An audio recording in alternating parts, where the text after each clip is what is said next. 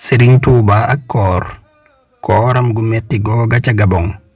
ca Mayomba nag ba mu demee ba ca korite ga lépp lu ab jullit di def na ko nee na dog naa sangu naa ak lépp luñ digle ci bis boobu ci sunna rek def naa ko. ma génn ngir julli ma xool ndeyjoor ak càmmooñ xool penku xool soowu mu leer ma ne kenn ñëwul ngir ànd ak man julli gi. nes tuuti ñaari xale yu jigéen agsi fekk may julli